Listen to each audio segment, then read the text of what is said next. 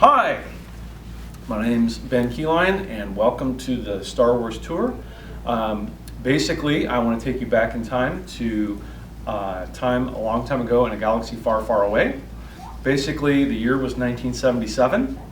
This movie called Star Wars was coming out and nobody really knew much about it. They had no internet back then. There was no computers as far as people getting information. You got through commercials and different things like that. So how they would do it is for kids, they'd go through comic books. They'd do comic books, so there were Star Wars comics. And there was also in Wonder Bread, they came out with Star Wars cards. That basically you could see the characters and see what was going on, but you still didn't know. There was also a place called Burger King, and this is back in the day, basically Burger King glasses. So you had the little cups, and then this is actually my lunch pail I had when I was a kid. And basically what happened was that basically I was 8 and I was starting to collect all this stuff, and we finally went and we saw the movie. We went and we saw the movie and I could not believe it. I mean, it was so amazing. It was like out of this world. And because it was out of this world, what does every kid want after they see an amazing movie like that, especially back in 1977, is you wanted toys. So these are the toys that I collected when I was a kid. And how they marketed back then was basically through packaging, cereal boxes, that kind of stuff. And then also it was called for us anyways, it was the JCPenney catalog. The fall catalog came out. And you turn over to the toy section and they had the action figures. They also had some of the ships.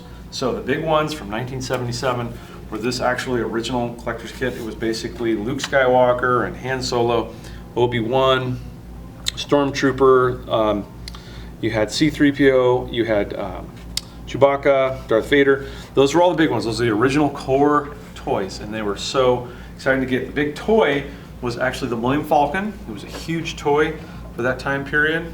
Kenner was coming out with them, and basically you could recreate all your little scenes from the movie inside that thing. And remember, you didn't have internet, you didn't have any of that kind of stuff. So the toys is how you kind of relive the stories and that kind of stuff. The other interesting one was, towards the end of this, they came out actually with Boba Fett.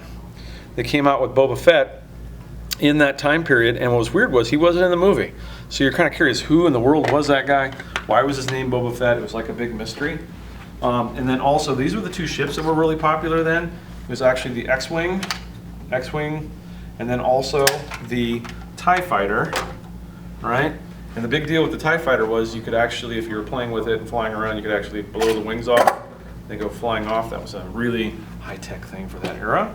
Okay, and then you had the Darth Vader TIE Fighter. Okay, so that kind of wrapped up Star Wars. There wasn't a whole lot of toys from that first movie. The other interesting detail was that the one action figure that a lot of kids knew was not in the collection was Grand Moff Tarkin. He was a major character, and they never, I actually personally, I'll show you how adamant I was. I actually wrote Kenner about that, and I found out that the actor had not given his likeness. So that was a challenge. Okay, so head on over here.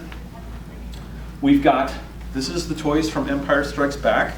Okay, it didn't take long to fill in that basically this is Slave One.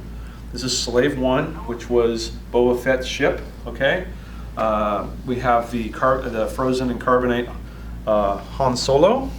Okay, and then Hoth, that opening sequence with all of the ice and snow and everything. You had the AT-AT, you had the snow speeder, you had the Imperial droid, anyways, come down, kind of scouting for where the rebels were, all that good stuff.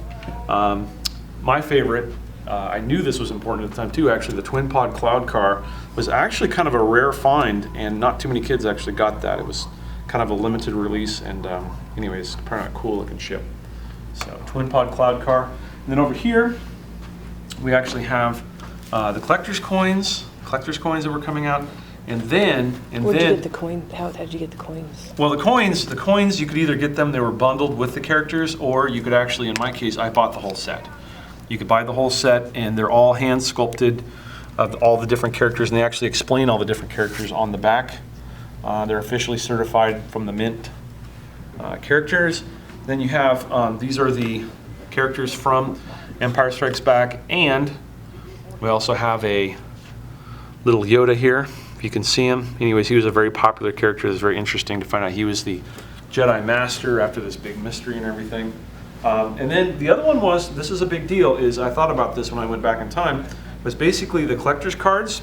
The collector's cards you would get, like you'd get them at the grocery store, and they were bundled in a little package with some really, really awful gum that didn't taste very good, but you really wanted them, and I'll tell you why, because there was no internet, not a whole lot of magazines or anything, and as a kid you could remember the scenes when you actually looked at the cards and think about, you know, they could market sequences coming up, or you could relive scenes that were from the movie, because there was, I mean, 3 years between movies. There was a lot of time to think about it, especially with Empire Strikes Back when Han Solo got frozen in carbonite.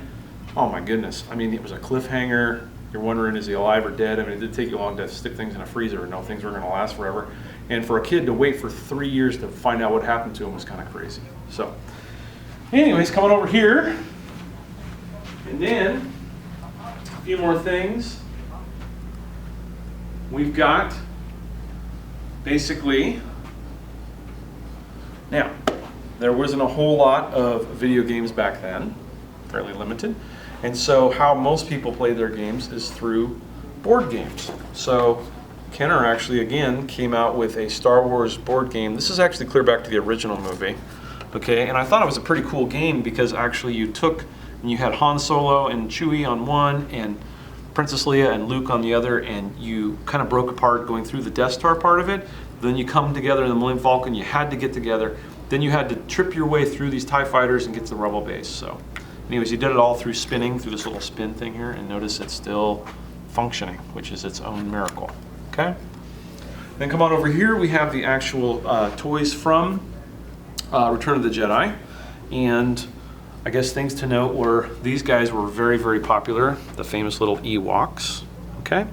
So you got your Ewoks, and then basically what it was, they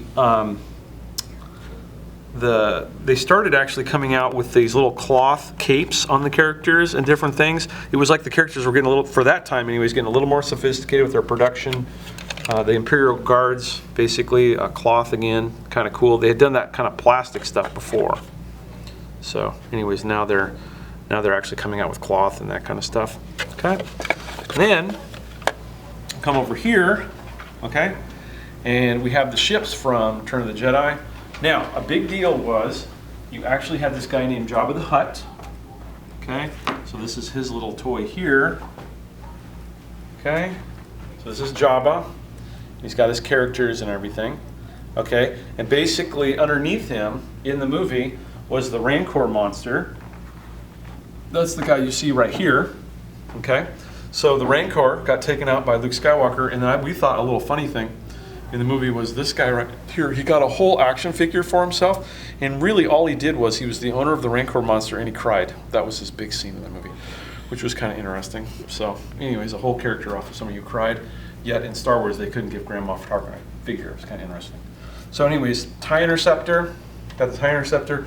You got the Imperial Shuttle, which was actually a huge ship for its day. I wonder if I can get the wings to come down. So you push the button, they pop into flight mode. If I can get them all the way down there.